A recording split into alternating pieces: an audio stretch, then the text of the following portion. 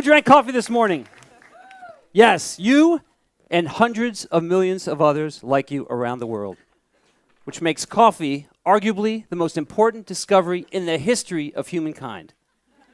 Today, coffee is the second largest traded commodity in the world, second only to crude oil. It's the second most popular drink in the world. Water's number one, and it's been credited with ushering in the Age of Enlightenment. Yet, 95% of the roasted coffee in the world is 100% old, stale, and dead. Coffee once roasted is a fresh, living food and loses its vitality and dies in about a week. And it doesn't matter if it's vacuum sealed, nitrogen flushed, any other fancy packaging process. Nothing can prevent its death. And storing it in the refrigerator or freezer does more harm than good. So there are varying legends on how coffee was first discovered. What we do know is that coffee's early uses held a mystical and spiritual importance among many cultures. Initially, coffee was prepared and consumed as part of religious ceremonies. Monks used it to stay awake at night during long periods of prayer and to attain higher states of consciousness. They were drinking coffee prepared like this. So we've evolved from a handful of spiritual seekers consuming this beverage to today, where hundreds of millions of people, like yourselves, all around the world, drink coffee every morning. In our desire to make this special drink available to the masses, we've sacrificed quality for quantity. It's my mission to recapture the mystical, powerful effects of fresh roasted coffee and make them available to the masses. Are you ready for the Age of Enlightenment 2.0? Yeah. All right. This is the branch of an Arabica coffee tree grown here in Bali. The cherries on this tree have seeds inside. Coffee beans, they're not beans, they're seeds. They're the seeds of the coffee cherries. Over 90% of these seeds, these cherries have two seeds. They're the females. And only 5 to 10% have one seed, the male. When roasted, they taste different. One's more bitter than the other. But that's a whole nother talk. We're not going to get into that. These cherries are actually a sweet, edible fruit. Here, try it.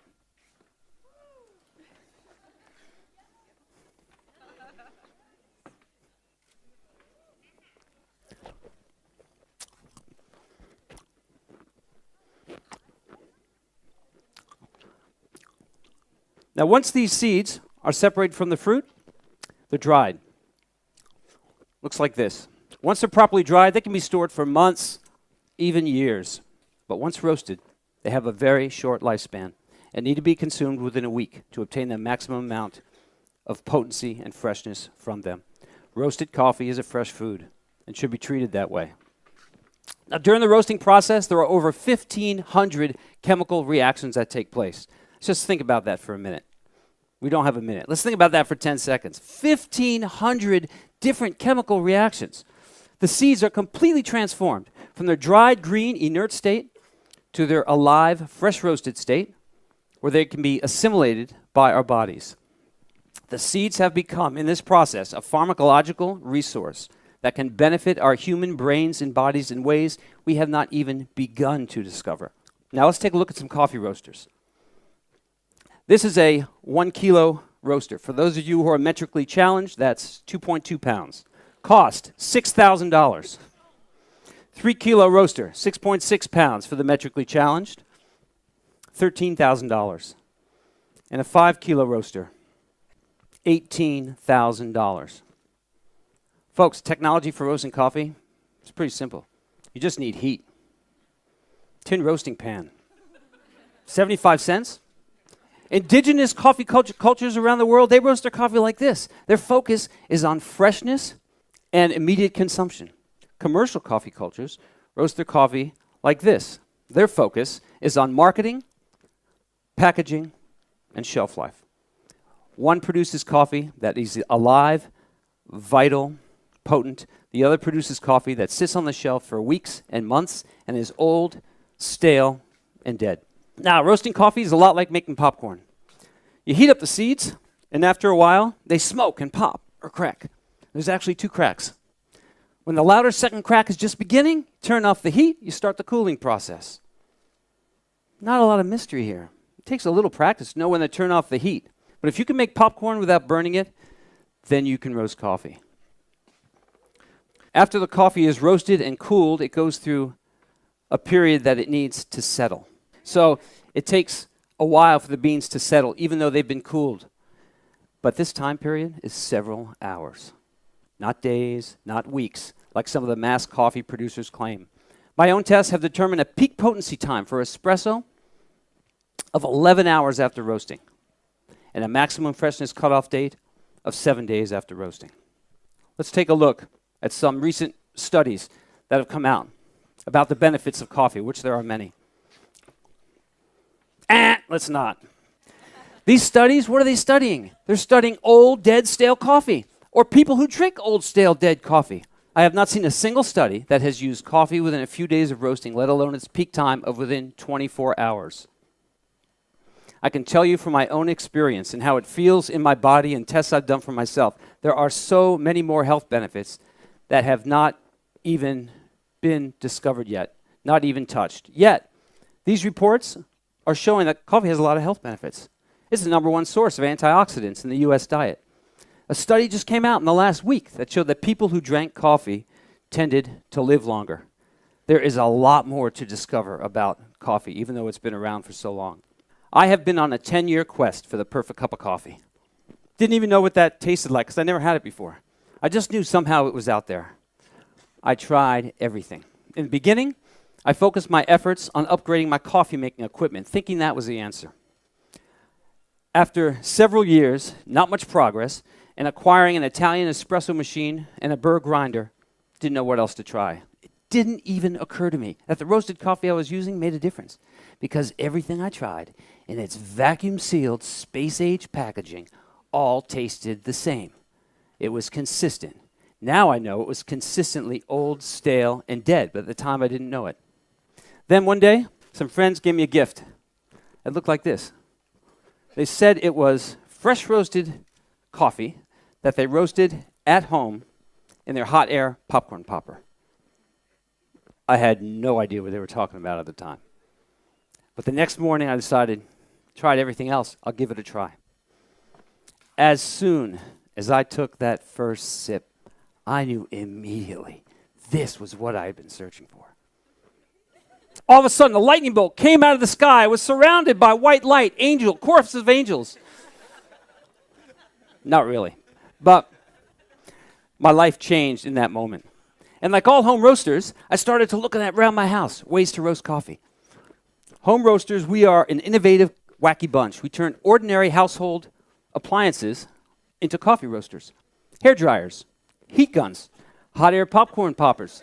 Some smoke out their roommates using a pan on a stove. I looked around my house. I rediscovered my outdoor barbecue grill. I acquired a 1-pound drum and a chicken rotisserie skewer and a motor that turned that drum 3 revolutions a minute. My first batches were very uneven. Some seeds roasted very dark, some very light. But still, because it was fresh, it was the best coffee I had ever had. So I was really encouraged. I upgraded, got a bigger drum, got a bigger motor, and I was in business. Until today, I have created an affordable, portable, energy-efficient roaster that produces an excellent result. Throughout my discovery process, I've just had one question. How can I create the best of both worlds? How can I have the best, freshest coffee and supply it to the masses? My answer is in creating a coffee roaster that every cafe in the world can afford and have access to. This is precisely what I've done.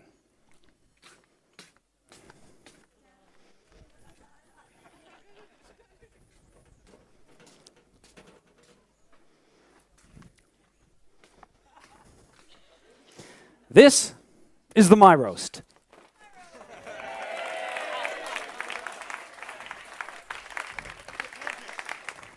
It is a 2-kilo roaster, also comes in a 5-kilo model, made entirely of stainless steel and uses 1/10 the electricity of other similar-sized roasters. The seeds go into this drum. This motor turns the drum 70 revolutions a minute. I've created this roaster for a fraction of the cost of some of the commercial roasters you've seen, about a tenth of the cost. Remember, if you can make popcorn without burning it, then you can roast coffee. And the technology for roasting coffee is pretty simple. You just need heat. I'm creating a coffee university here in Bali. It's going to teach everything about coffee, from the cherry to the cup, growing, harvesting, processing, roasting, and barista training. The age of coffee enlightenment has begun. It's time for a revolution and a reinvention of the way we grow, process, and prepare our food. Nature has given us the gift of superfoods that not only sustain our life, but enhance and energize the life force within us so that we can operate efficiently, effectively, and powerfully. Fresh roasted organic Arabica coffee enhances my ability to focus my thoughts and attention to create and manifest my dreams. I believe it is a powerful superfood when consumed fresh that can help humankind do the same. But please, don't take my word for it. Don't listen to what any experts are saying. You must try it out for yourself. Come to your own conclusions.